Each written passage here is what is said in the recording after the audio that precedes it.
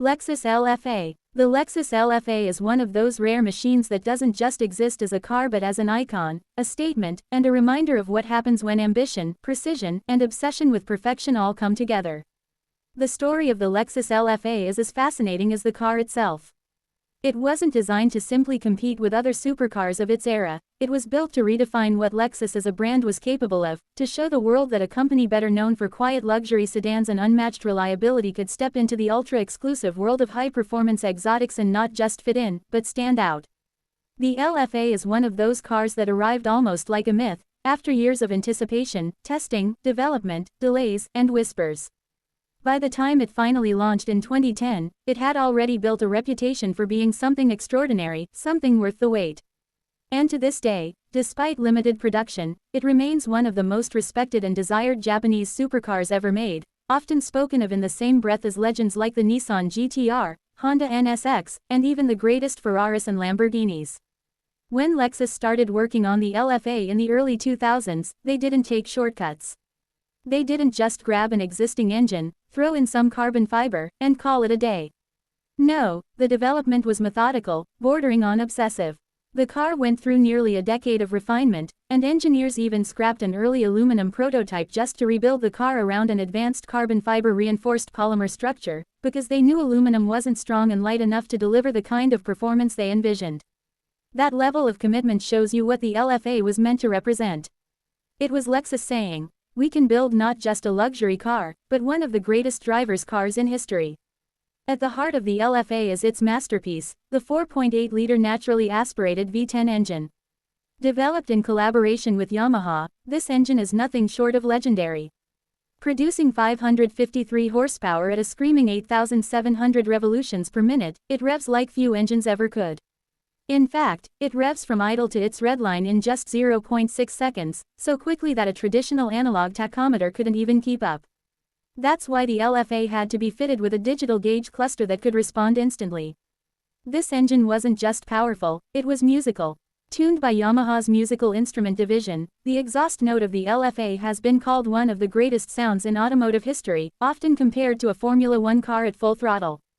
Owners and enthusiasts talk about how the car doesn't just accelerate, it sings. The LFA's V10 is not about brute force like some version 12s or turbocharged monsters, but about finesse, sharpness, and emotion. It's an engine that turns every drive into a performance. The LFA's chassis complements this power perfectly. Thanks to its carbon fiber reinforced polymer construction, the car is both light and incredibly rigid. Lexus built its own specialized facility just to make the carbon fiber for the LFA, because they wanted to control the quality and precision in-house. The result was a car that weighed just over 3,200 pounds, with near-perfect balance. The handling was razor-sharp, precise, and confidence-inspiring. It wasn't just about raw speed in a straight line, it was about control, about feeling connected to every surface of the road, about giving the driver the ultimate sense of engagement.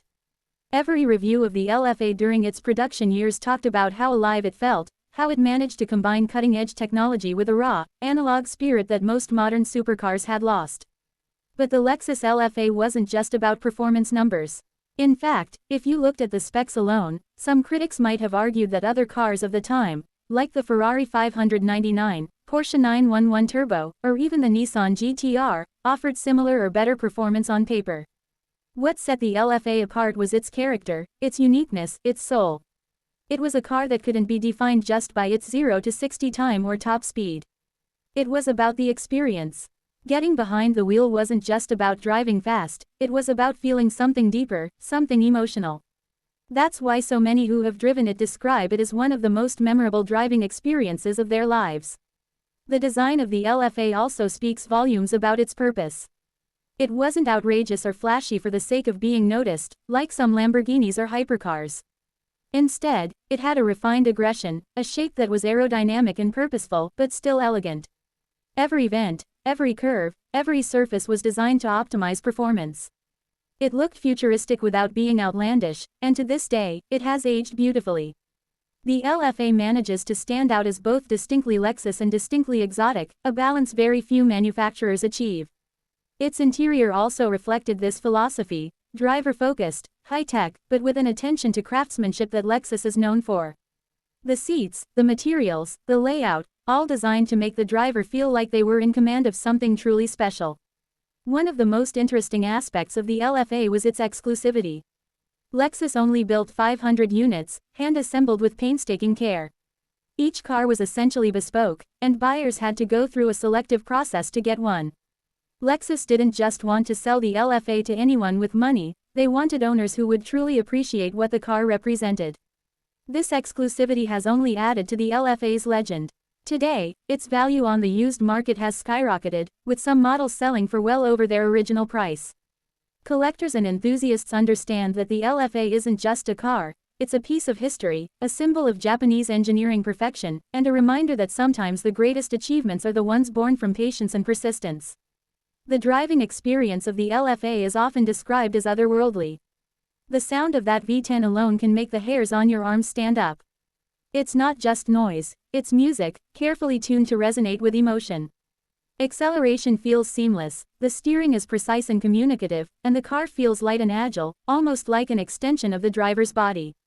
It doesn't overwhelm you with brute force, but instead, it invites you to explore its limits, to dance with it through corners, to savor every moment behind the wheel. That's why many journalists, even years after its release, still call the LFA one of the best cars they've ever driven. It's not just about speed, it's about connection. The LFA's place in history is also fascinating. It came at a time when Lexus was still trying to establish itself as more than just a luxury brand. The LFA showed the world that Lexus could innovate, could take risks, could create something that didn't just rival the best from Europe but could surpass them in certain ways. It also showed that Japan could produce a supercar that wasn't just about numbers but about artistry, something that could stand proudly alongside the greatest exotics ever made. It elevated the Lexus brand, giving it credibility and respect in circles where it had previously been overlooked. But the LFA was never about mass appeal. It wasn't meant to sell in large numbers or generate huge profits. In fact, it's widely believed that Lexus lost money on every LFA sold, simply because the development and production costs were so high. Yet, they built it anyway. Why? Because some projects aren't about profit. Some projects are about legacy, about pushing boundaries, about creating something so extraordinary that it inspires generations to come.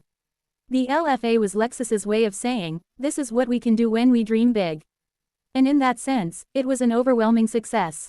Even today, more than a decade after its release, the LFA is revered. Its technology may not be cutting edge anymore, but its character is timeless. In a world where more and more supercars are turning to turbocharging, hybrid systems, and electric power, the LFA stands as a reminder of the purity of a naturally aspirated engine, of the beauty of sound, of the importance of emotion in driving. It represents an era that is fading, and that makes it even more valuable. Owning or even driving an LFA is like having a piece of art, something that will never be recreated in quite the same way again. To truly appreciate the LFA, you have to look beyond the numbers, beyond the comparisons, and understand the philosophy behind it. This was a car born out of passion, not necessity. It was a car that redefined what Lexus was capable of, that proved Japanese engineering could be just as emotional and evocative as anything from Italy or Germany. It was a car that didn't just aim to be the fastest, but the most memorable. And in that regard, it succeeded brilliantly. The Lexus LFA is not just one of the greatest Japanese supercars ever made, it's one of the greatest supercars, period. It's a legend. When you look at the Lexus LFA, you realize it was never meant to simply be another car in the lineup. It was a halo project, a shining crown jewel that was intended to showcase the absolute best of Japanese craftsmanship, innovation, and vision. One of the most impressive aspects about the LFA is just how uncompromising Lexus engineers were during its development. Normally, when a car project drags on for years, corners are cut, compromises are made, and cost considerations force changes. But with the LFA, it was the exact opposite. If something wasn't perfect, it was scrapped and rebuilt, no matter how much time or money it cost. This was not a car rushed into existence. This was a car born out of relentless pursuit of excellence. That's why it took nearly 10 years from concept to production. Lexus wasn't going to release it until they were absolutely certain it was everything they wanted it to be. The earliest LFA prototypes were actually built using aluminum for the chassis.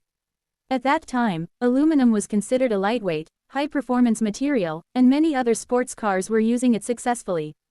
But as development continued, Lexus engineers realized that aluminum still carried too much weight and didn't offer the kind of rigidity they wanted for a car that would compete at the absolute highest level.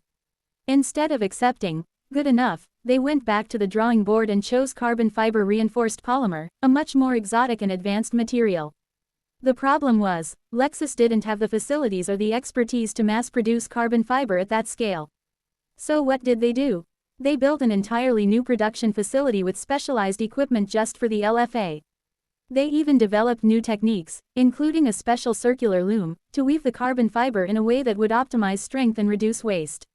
This kind of effort was unheard of for an automaker that, at the time, was better known for making luxury sedans like the S and LS. But that's the point, the LFA wasn't just about building a car. It was about pushing the limits of what Lexus could achieve as an engineering powerhouse. And it wasn't just the materials. Every single element of the LFA was scrutinized to perfection. The aerodynamics were shaped by endless hours of wind tunnel testing, ensuring that the car wasn't just fast in a straight line but stable and predictable at extreme speeds. The suspension was fine-tuned to strike the perfect balance between sharpness and comfort. Even the braking system was groundbreaking, with massive carbon ceramic discs that offered immense stopping power and fade resistance, something absolutely necessary for a car capable of exceeding 200 miles per hour. Nothing about the LFA was ordinary. But let's come back to the engine, because the V10 really deserves its own chapter in the story. The 4.8-liter naturally aspirated V10 is often described as one of the greatest engines ever built, not just because of its performance but because of the experience it delivers. This engine weighs less than a typical V8, thanks to the use of lightweight components, and it revs faster than almost anything else ever put in a road car.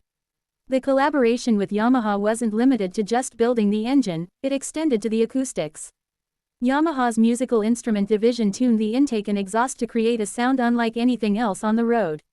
The result was an exhaust note that has been described as spine-tingling, hair-raising, and almost spiritual. It's not just loud, it's beautiful. When you press the accelerator and the revs climb past 6,000 revolutions per minute, the engine transforms from a growl to a scream, a sound so pure that many reviewers compared it to a Formula One car from the V10 era. Even people who don't care about cars can recognize that the LFA sounds special. It's worth mentioning that the LFA was not built to chase lap records, although it certainly could hold its own on the track. It was built to deliver emotion, and that's something numbers alone can't capture.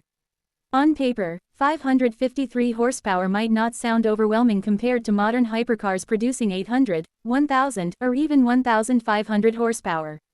But horsepower is only part of the story. The way the LFA delivers its power, the immediacy of its throttle response, the smoothness of its revs, and the way the engine feels alive in your hands, that's what makes it unforgettable. Driving an LFA isn't about bragging rights. It's about experiencing something few machines can offer. A pure, unfiltered connection between car and driver. Reviews from professional drivers and journalists at the time were full of praise.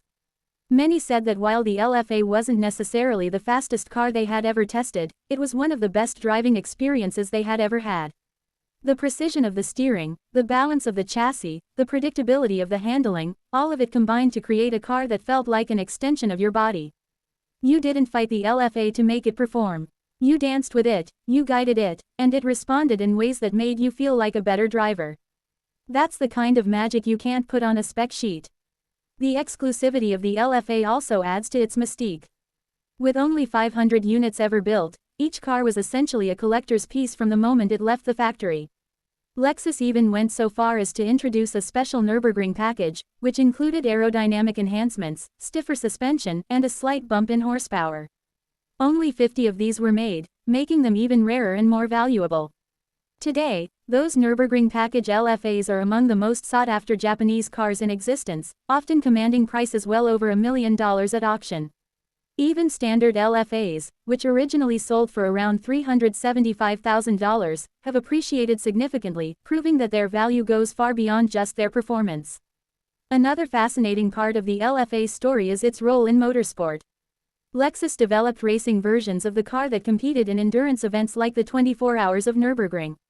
This was not only a way to test and refine the technology but also a way to demonstrate that the LFA wasn't just a showpiece, it was a machine that could endure the grueling demands of real competition. And it did so with style, further cementing its reputation as a serious performance car. The LFA also had a profound cultural impact. In the world of car enthusiasts, it quickly became a legend. It showed that Japanese manufacturers could build a car that didn't just match the best from Europe but could rival them in terms of passion, design, and artistry. For years, Japanese performance cars were seen as practical, reliable, and innovative, but not necessarily emotional or soulful. The LFA shattered that stereotype. It proved that a Japanese car could stir your soul just as much as a Ferrari or a Lamborghini. And because it was so rare and so unique, it gained an almost mythical status among collectors, YouTubers, and enthusiasts worldwide. Even celebrities and professional athletes were drawn to the LFA. Some of the world's biggest names bought them, further boosting its profile. But even among the rich and famous, the LFA stood out. It wasn't a flashy status symbol like some cars.